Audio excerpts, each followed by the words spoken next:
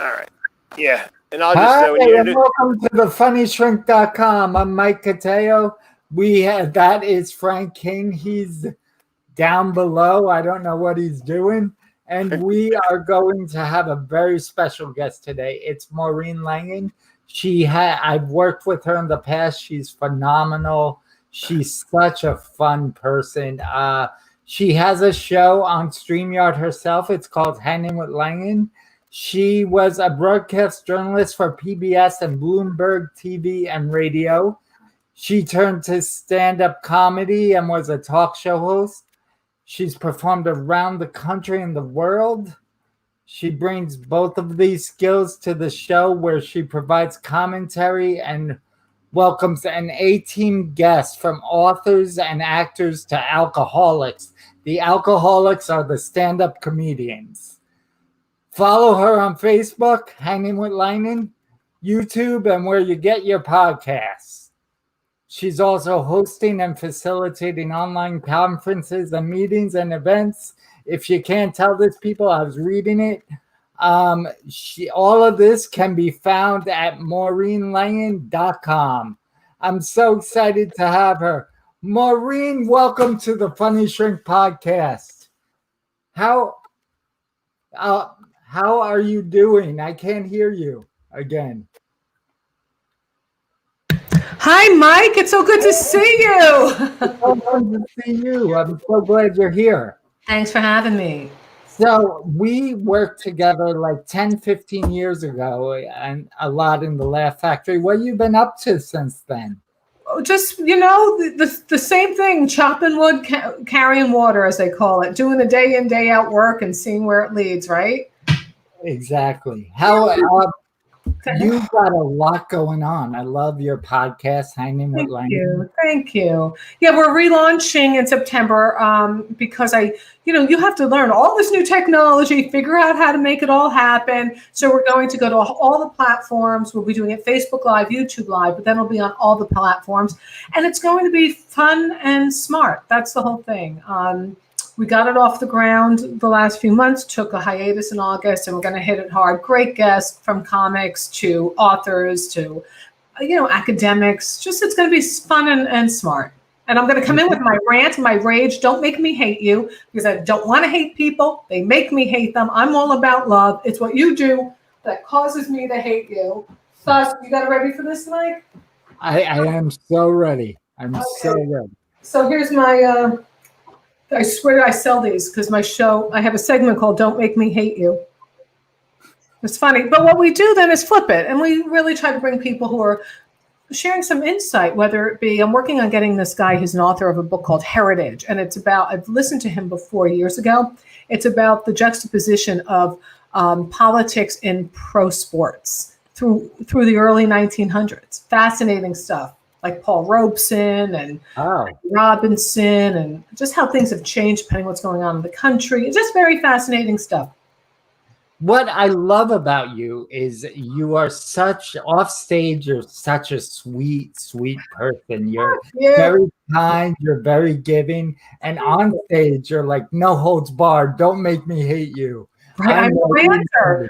And I was told by the booker of Letterman that he did not believe me because he said, you're so nice off stage, and then your anger on stage, it just doesn't ring true. And I thought, what the fuck? What are you fucking? Of course, that's my anger on stage. That's why I'm nice off stage. That's my boxing ring. I get the rage out of myself, and then I'm better. And then I don't want to beat the crap out of you.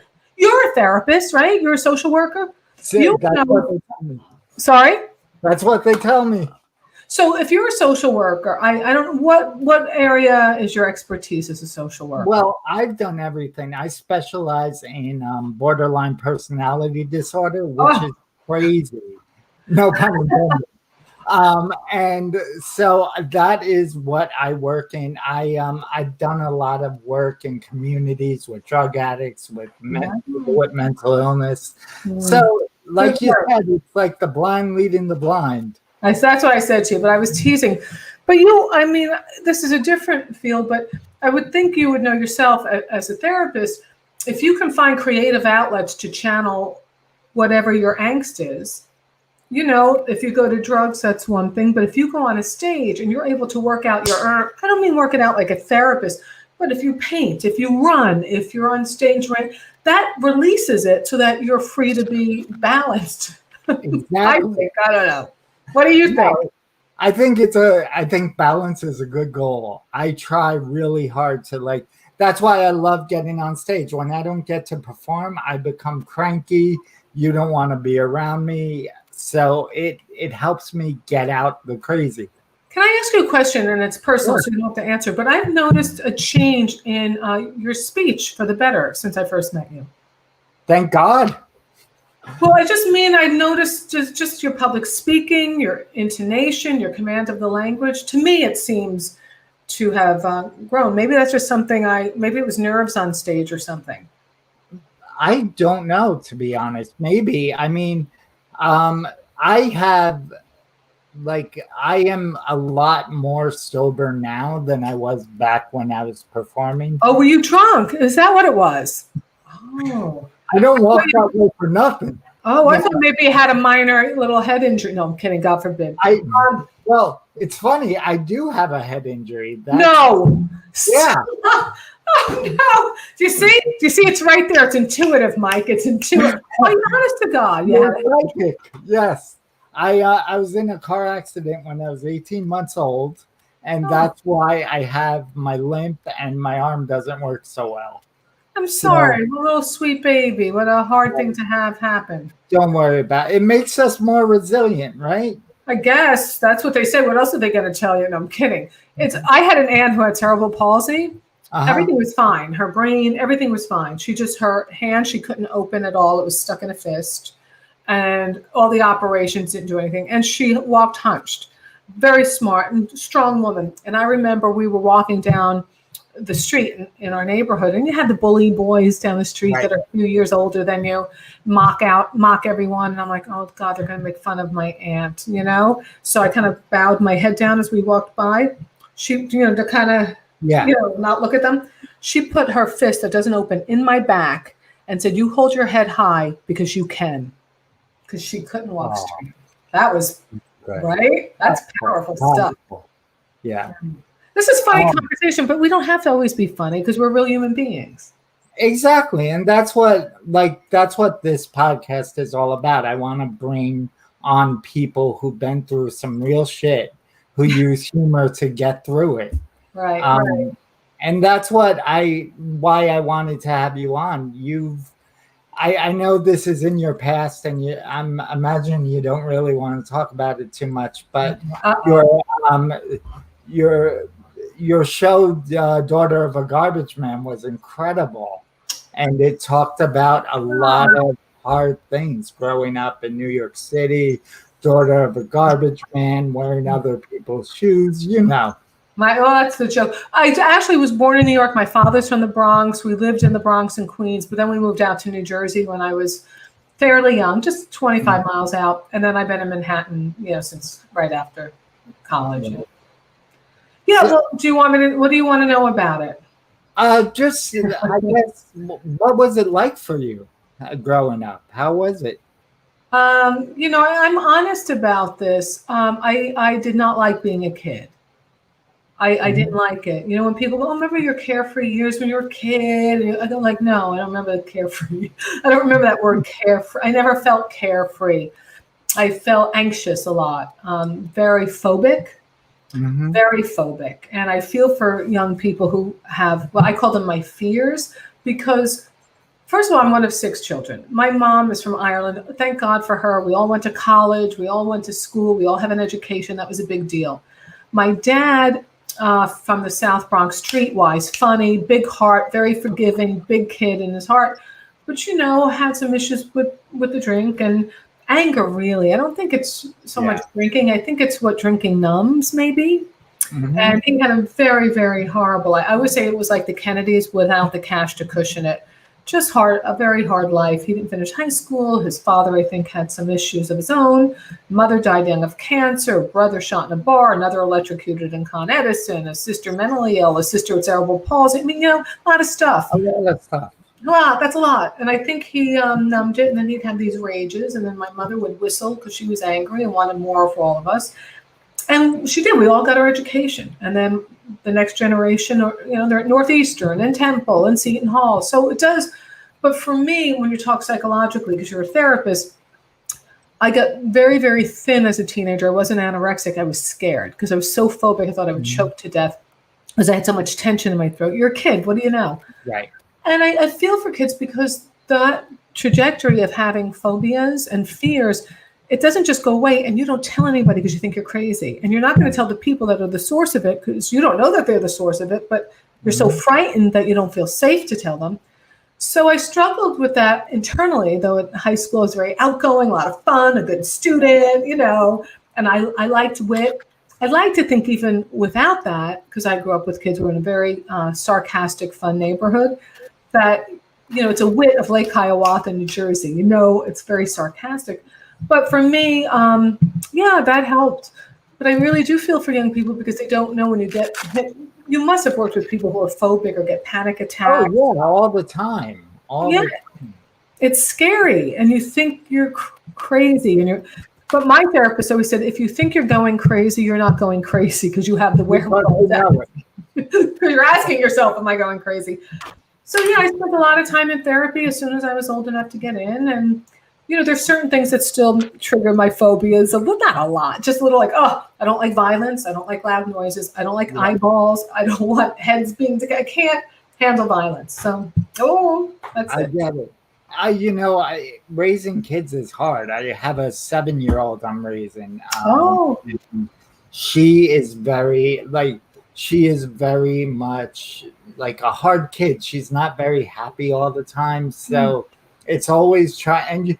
And as comics, we need people to laugh, or otherwise we feel like we're doing a horrible job.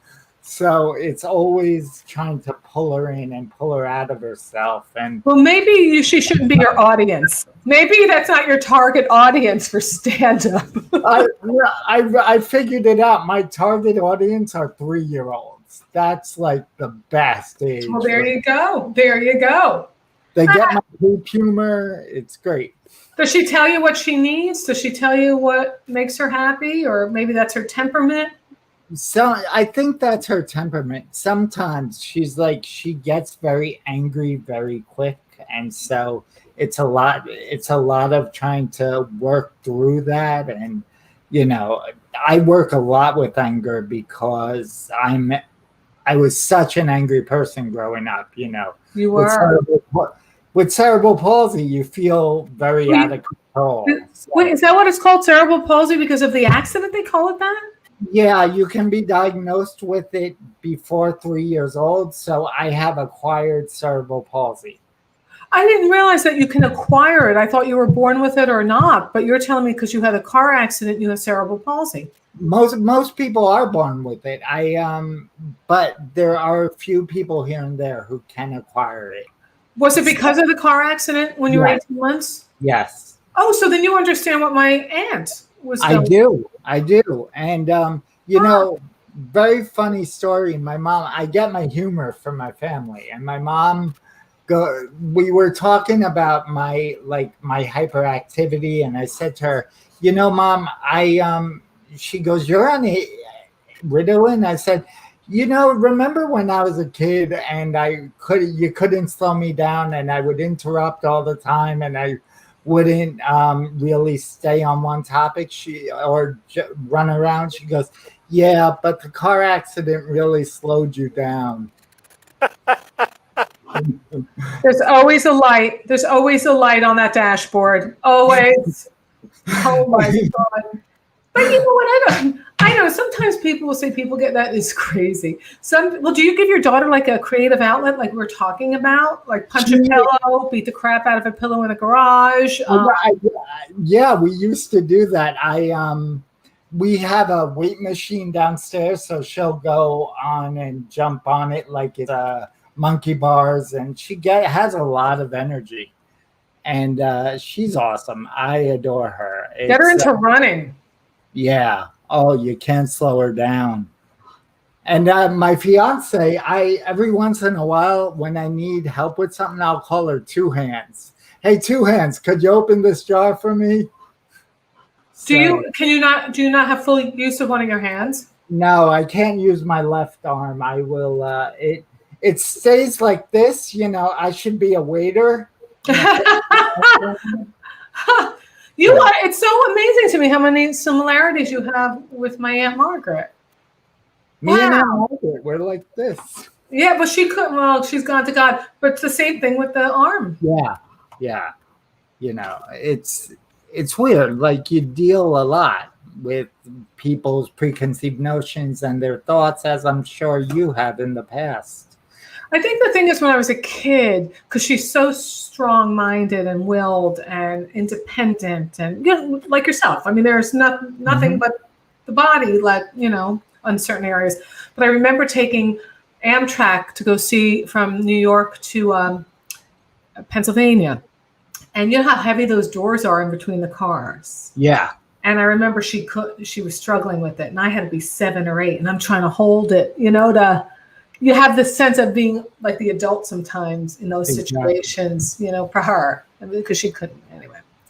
But that's the whole thing too. You're talking about humor and childhoods.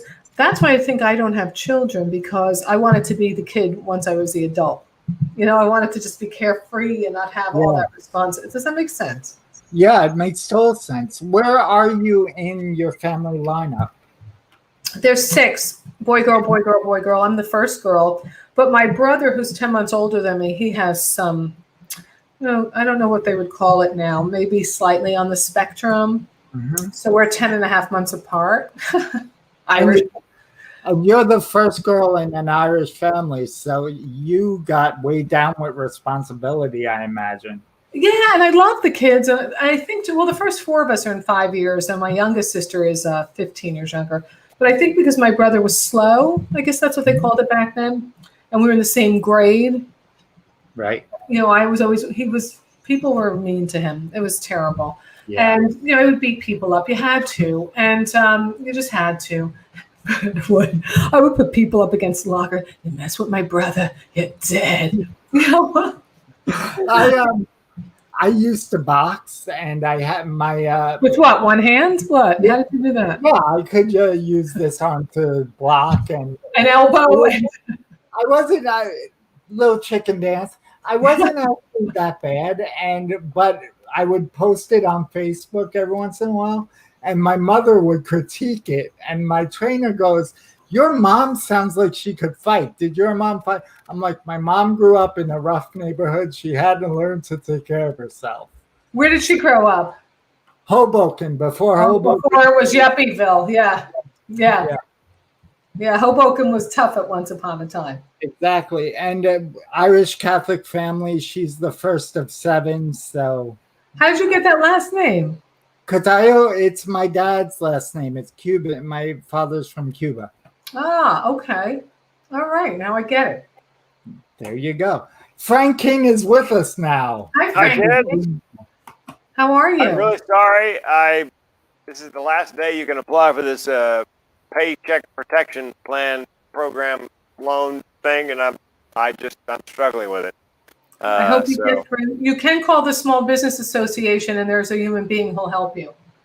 Actually, I'm past that. I'm dealing with my bank now because they're the ones that are going to fund it, and so I'm having to. I can't. I apologize. Otherwise, Should Mike and I get back as we were then? Sure. Yes, you guys go ahead and chat among yourselves. Because you just killed it. We were so connected on the deepest level humanly possible, Frank. We were opening up like sandwiches that weren't wrapped properly, and then you get on with like your bullshit small business loan, and now we all have to be a part of your nightmare. And I mean that respectfully, Frank. I mean that respectfully. All right. Back to our pain. Our pain is real. Yeah, it is such a pleasure to have you on, Maureen. Thanks, Mike. You too, hon. You too.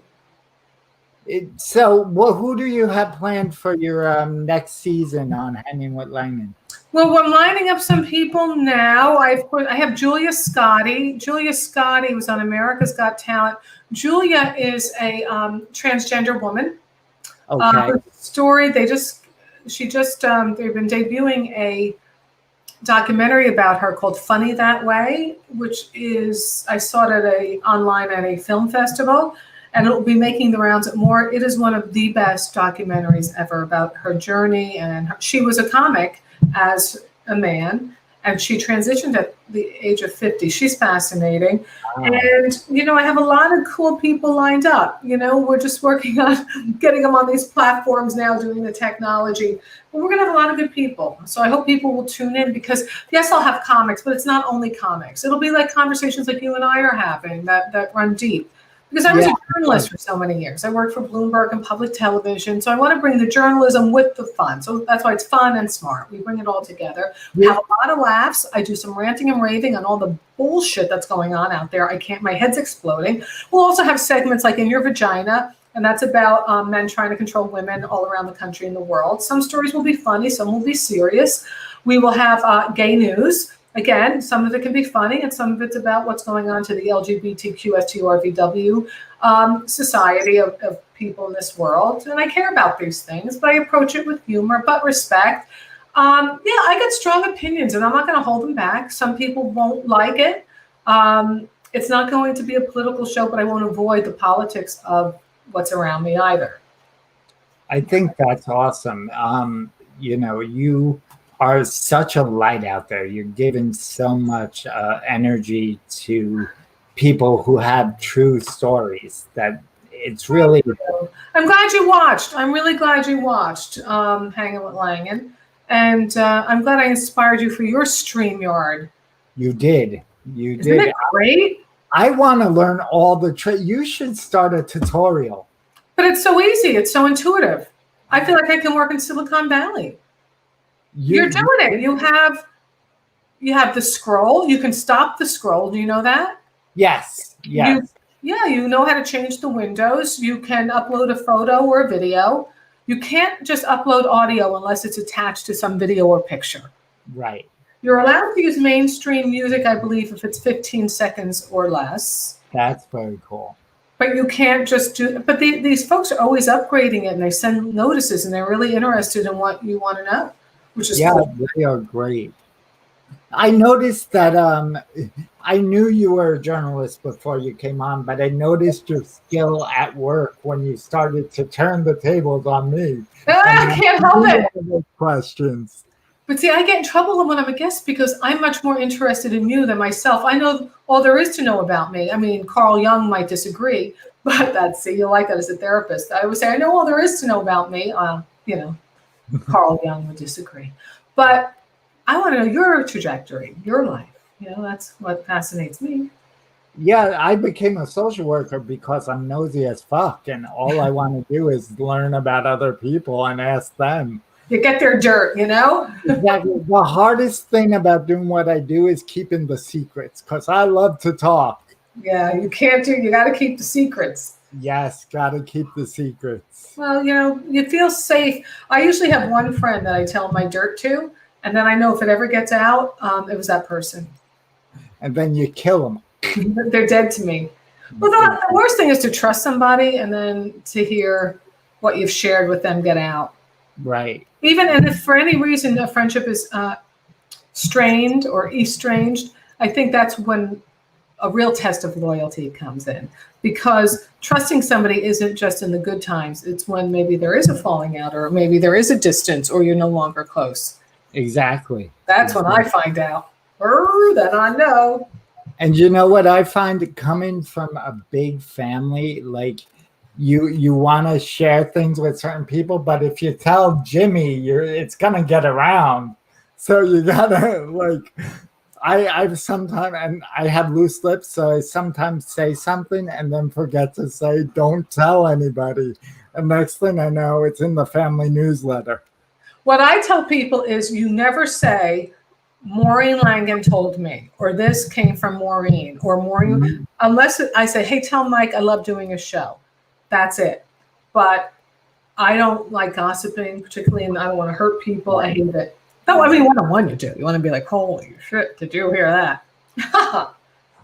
Yeah, but we're so used to that. I think, for the difference between being, and I'm sure this goes for you too with journalism, is you have to be very careful with your questions and know what you're going to ask. With stand up, you don't. You turn off that filter. So stand up, no filter, therapy, all filter. And when I was doing stand up full time and not doing therapy, and then transitioned back to doing therapy part time, I would say some shitty things to people and forget. And you're like, I don't have any customers or clients anymore. I got to work on what I say. Yeah. Well, I think this is for me, it's a good format. I've always liked, I was a talk show host in San Francisco for 7 years, Bloomberg for 7 years, public television for many years. It's just, so I love that. And I do instinctually know the line, though with this, you can break the line. Like, what the fuck are you talking about? You would never do that on air as a journalist. And then you can have some good times with people and dish the dirt. We're going to have fun on Hangin playing it. It may have a conversation like this. Yeah, of course. But I think the rants, the gay news, and the vagina, I think it's all going to be fun. People are going to see everything from academics to actors. I used A's, but there'll be comics. There'll be all kinds of people. I'm curious, how do you feel about bisexuals? Well, I mean, in terms of what? Like, just like there's this big thing, like I love that you have gay news, and I just like bisexuals don't really fit in to the straight world and don't really fit into the gay world, and so I'm just curious, how does Hangin with Langin feel about? Well, I laugh. I'm channeling my father. None of them fit into any world. What are you talking about over here? You know, I don't. I think everybody fits. Like, I don't care what you are. I mean, I care. I'm interested. Like, what is pansexual? Is that like Peter Pan? You just float around and pick a person? And how's that different than bisexual? I like to ask questions. I like to ask questions of transgender people. Like, I get confused sometimes with the pronoun, or I mess up, or sometimes it's plural. And I was talking to a woman who said her daughter's a transgender woman. Sometimes you have to go, okay, woman, man, because you were a man. Then sometimes people get mad. Well, how could you not know? They are now a woman. I'm like, okay, well, give me a learning curve. You know, sometimes people have had a whole lifetime. Give me 10 minutes to figure out who your kid is. But so some woman was talking about her daughter. So then she said, so they were walking along the river. I go, okay, who's they? We were just with a her. Now we got a they. You didn't add the next person into the story. She says, well, you can use that interchangeably. I'm like, the fuck am I supposed to know that? So I don't want to offend people, but I want to be able to go, I don't know that, and be human. I have no problem with what you are. I don't know the difference between pansexual and bisexual. To me, it just means you want to sleep with whoever you want to sleep with, right? I don't know. Right. So what's the difference? I don't know. I don't know. But I don't. Kid, go ahead. I apologize. It's not like I was ever here, but I got to take off and then bail out of my next Zoom. All right, so we should go, right? We got to. Very nice meeting you. If it wasn't $11,242, I wouldn't bother. But yes, no, you do your thing. I'll just finish my answer to Mike. Here's what here's my Frank. That was like, he added a lot to the show. Here's the deal. I don't care who you sleep with. I don't care. Just don't hurt children and let me be who I am. Those are my rules. I don't care what you do in bed. I don't even care. I don't want to know. Actually, maybe I want to know if you got some good dirt. I don't, I just want people to do, I think, like, who cares? But I do have questions. Like, I still would be like, all right, talk to me about this. I want to know, like, people sometimes get offended. So I want to talk to people who don't get offended because they understand that ignorance. I'm ignorant to that. I don't know it. You know, I'm not a stupid person. So I do want to know, like, when do you get rid of the penis? Don't you? When do you decide that? How do you pick a vagina? Is it like picking breasts when you get implants? I mean, I want to know these things. I know. I met a transgender male who was having an operation, and they took skin from his arm and to make a penis. I wanted to see it. I wanted to know what it was like. Yeah. I was so curious. Well, why wouldn't it be? I would have suggested they take it from the leg and he would have had a bigger dick. But you see, it all depends. Right. You want to make sure you have length. God does that. I did hear my a lovely acquaintance friend of mine. She got a vagina in Montreal. So I know two people who have gotten vaginas in Montreal. I think Montreal seems to be a hub of good vagina. This is the kind of conversation I want to have. And I think to use humor and to understand. So why were you concerned about bisexual? Are you bisexual? I am bisexual, and my 20s were spent mostly with men. And in my 30s, I dated a woman, then I dated a man for 3.5 years. It felt like 37. And then now I'm with a woman, and we're getting married in October. Oh, congratulations. Thank you. The pandemic really fucked it up, but like. But do you feel the need to tell people? I mean, talking about it's cool, but like, do people have an issue with it, or do you have an issue with it? Like, it's just, I don't have an issue with it. I love my fiance. I don't want to be with anyone else. And so that's how I know I'm in love. I have this thing, like, if people only start to cheat if they're feeling like their mental, emotional, physical, sexual, or spiritual needs aren't being met. If they're all intact, there's nothing to worry about. And that's what I see when I do couples counseling with people. One of those is out of whack. And so you got to be able to have all of them. That's a good way of putting it. So, but you were asking, like, you said, like, you don't feel like you fit anywhere, but that is fitting because that's who you are. Like, right. What does the word have to, and what's the difference between pansexual? Can you explain that one to me? I've never had sex with a pan before. I will tell you. Pansexual is really like you are attracted to the individual regardless of gender, regardless of how they identify, regardless of sexual orientation. I would consider myself pansexual, but like it just sounds too foo-foo. Like it sounds crazy. That sounds crazy. I don't what's the thing. I just want to know what it is. It sounds like bisexual with like a man or a woman, where pan is like, well, man, woman, transgender. I don't know. I have a joke that starts off.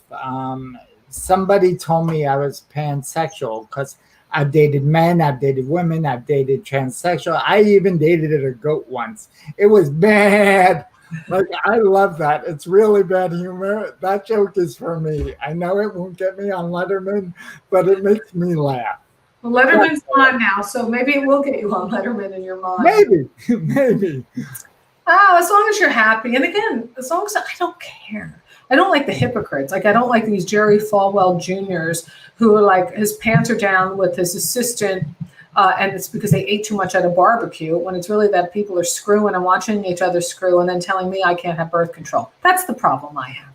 Exactly. I want you to have birth control, and I want everyone to be happy. I want morning after pills. I want them like M&Ms on nightstands. If you're truly against abortion, then help protect that. And if you are with your little cardboard sign and make sure women don't get one, then you better help raise that kid. And then you're mad at them because they're on food stamps or SNAP. And then you guess what? If a woman or a single mom, 2 kids, is on what they call SNAP, which is food stamps, if she has $2,250 in the bank, she is kicked off because of having too much assets. Yeah. $2,250. You tell me what mother has, what apartment are you getting with 2 kids for $2,250? Then you need a month's security. Mm-hmm. Sometimes first and last. Then your car breaks, your kid gets sick. Where the hell do you get out of that poverty cycle if you are not being able to dig out of it? Because as soon as you start to peek your little head out, boom, you're done. Anyway, I have this thing called empathy. What would Jesus do kind of thing. I love it. And, I worked in child welfare. It's very hard once you're in that system to get out. It's really hard to get above the poverty line once you're stuck there, because you're living paycheck to paycheck or check to check. And then if you have $2,250 in the bank, they're like, no more food for you. Right. Like, how do you get out of that as a mom with 2 kids? And then you have a society with the haves going, I'm not paying for her. Well, you're going to be paying for her and the kids the rest of their lives if you're not. It makes it forget. I can go on forever. This is don't make me hate you. So I'm going to go there. Whatever. It's my show. So you're voting for Biden? I will vote for Turtle with a tumor. I will vote for Biden if he's face down on a gurney in an induced coma. Yeah, I'm going to vote for America. I'm voting for democracy and respect for the Constitution of the United States of America. I'm voting for health care. I'm creative. I'm smart. I'm educated. I can't afford health insurance. That's insane. It's insane. And if I, God forbid, got ill, I have an apartment that I bought back in my Bloomberg journalism days that I rent out so I can afford to be creative. Responsible, right? If I get sick, they can take that. Under Obamacare, they can't. Under Obamacare, they can't give you these crappy policies that they can now under Trumpdom. And I think healthcare is a foundation. And if you have that, you can then work. You can be safe. You can build a little home. You can build things. So yeah, Biden. No, I mean, yeah, I liked Elizabeth Warren, but she's a woman and she talked too high, so we don't like women who sound strident. It's a very weird world. I can't believe it's 2020 and this is the world we live in. It makes me sad. It makes me angry. It makes me angry to watch all those people at the Republican convention without masks, the disrespect for all of us who are hibernating, trying to protect our parents and the people we love. Makes me sick. You're voting for Biden, right? Please say yes. Of course. Of course. Will he win? What do you think, Mike? I'm hoping, because I can't do another 4 years of this shit show. Yeah, but what would you do if he gets elected? You have to do another 4 years. I know. I mean, when he first got elected, I thought about moving to Spain. Like I was. Do you have Can you? Do you have? Oh, because your father's Cuban, so he has. No, but that wouldn't that had nothing to do with. All right, you just like Spain. All right. Yeah, it was sheepish, and it was. But could you move there as an American? Don't you need some kind of citizenship? I'm still playing with my lighting here.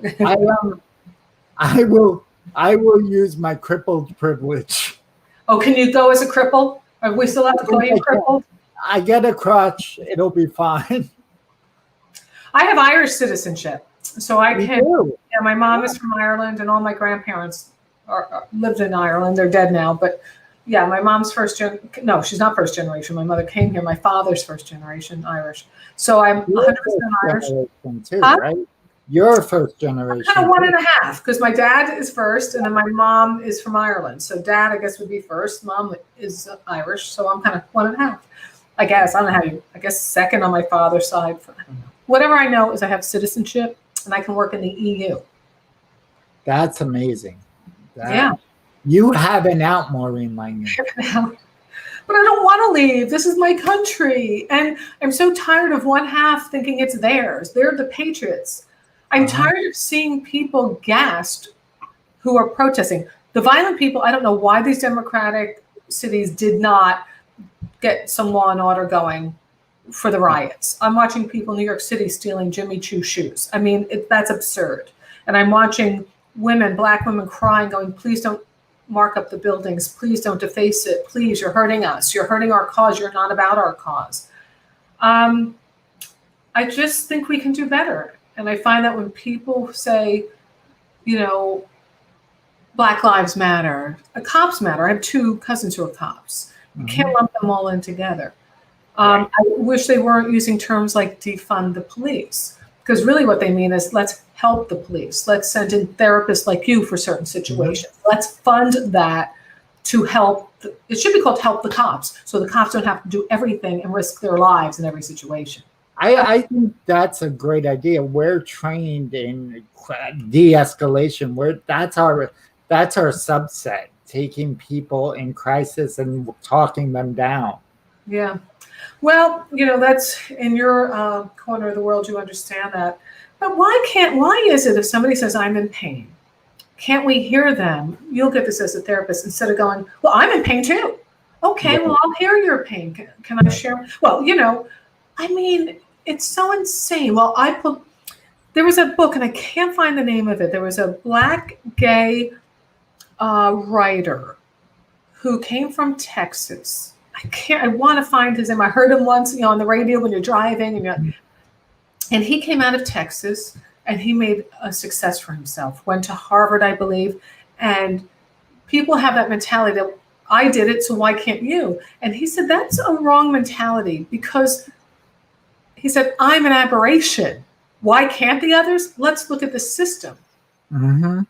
I'm looking at white working class people. I'm the first in my family to go to college. I went to a state school in New Jersey that was $600 a semester. My family life was insane, so I took out a loan so I could afford to live in a little third floor of some old lady's house. I waitressed and bartended and did anything I had to do, but the fact is it was within reach within my struggle. Right. Now that school's $40,000 a year. How is the mom with the $2,250 in the bank going to get her kids to a school? It's hard. That's why we keep poor people poor. It's increasing debt. You need loans. You need healthcare and you need school. And I think Bernie was right when he said, I think community colleges should be free. Get your 2-year degree going.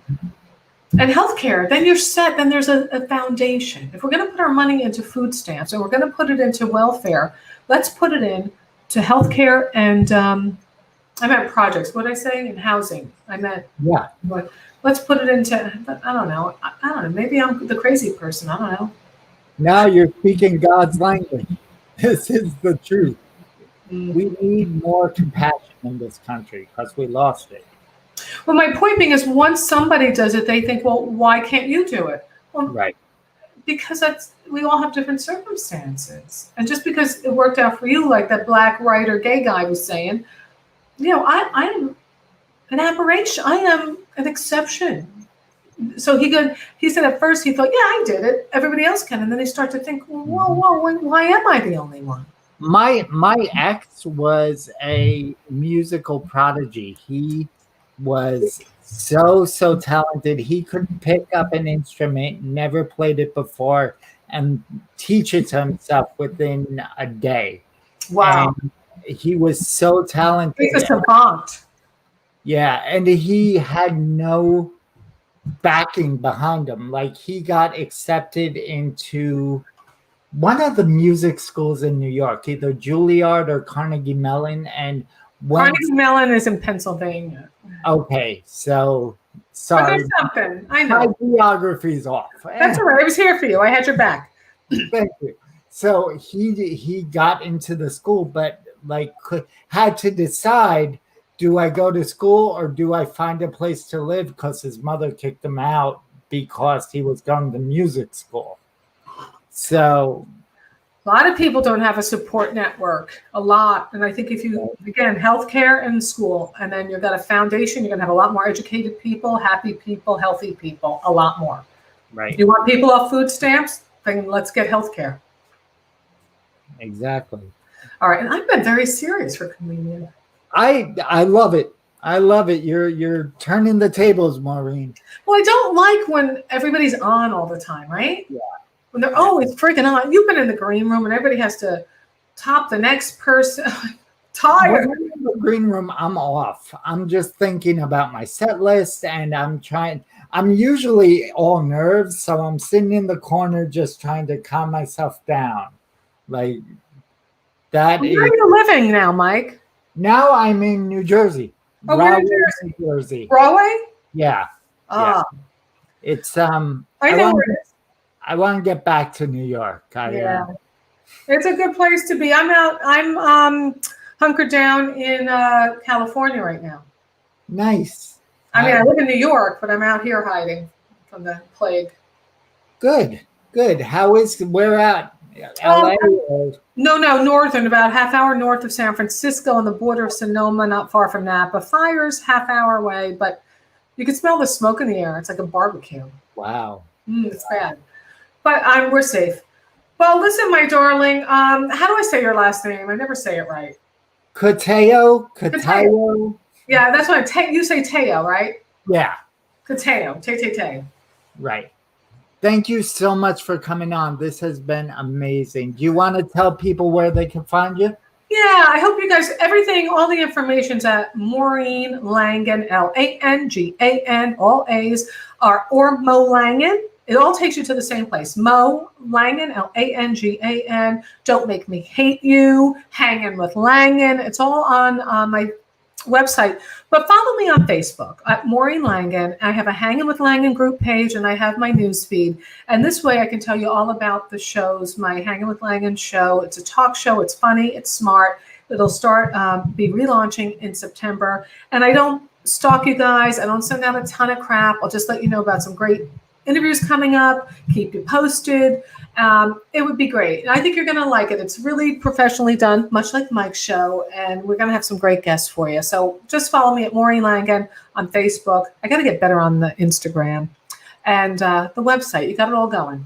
Thank you, Mike. Thank you. Bye, everyone. Take care.